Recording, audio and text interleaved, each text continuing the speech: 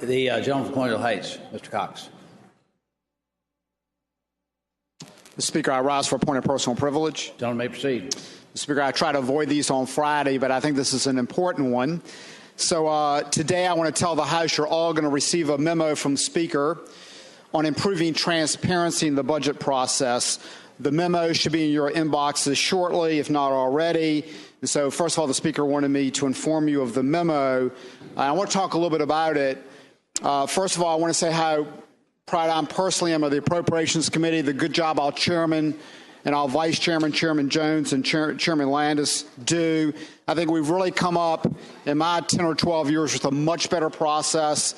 As Chairman Jones has said many times, we try to bring every member up to get their input on what they think about the budget, what we're contemplating. We also try to have regular updates on the floor on what's going on with the budget.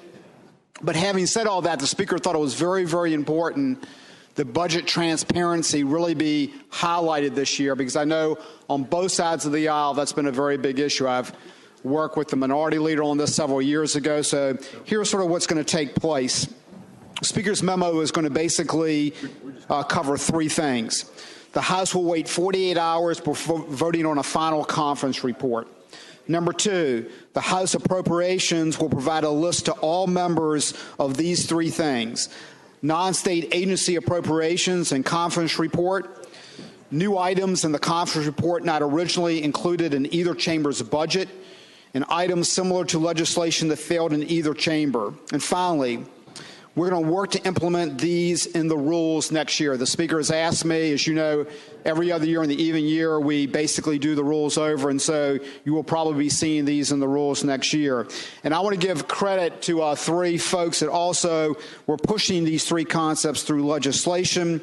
House Bill 1865 was Delegate Kilgore, and that's another issue we're going to look at next year. That one wouldn't have been, because of the timeliness of the issue, really wouldn't be in the Speaker's directive, but this will require legislation with a local fiscal impact to be introduced prior to or on the first day of the session.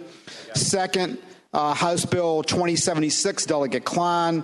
And this is the one that will require the budget conference report to be posted online for at least 48 hours. And finally, HB 2202, Delegate O'Bannon, who has the three requirements we talked about, and that obviously deals with non-state agencies and obviously things that, were not in either budget. And let me say this, why are we doing it this way? I think it's very, very important. You have a really challenge with the House, the way that we sort of do our legislation, what the Constitution says. Really, these types of procedures are the prerogative of this House. They really shouldn't go through a legislative process where a governor or the other body sort of affects our rules of procedure. And so that's number one. Number two, the advantage of the way the Speaker is doing it, these take place immediately. So instead of legislation, which would go into effect July 1st, these three items will take effect this year, which I think is very, very good. And we want to make sure we send a clear message to the public and to our members that we're very serious about this. That budget transparency is one of the number one issues. So I want to thank you, Mr. Speaker, for the directive. I think it's something that both sides can really support. And so I hope you'll look for the memo, and it'll make this a better process. Thank you, Mr. Speaker. Thank you.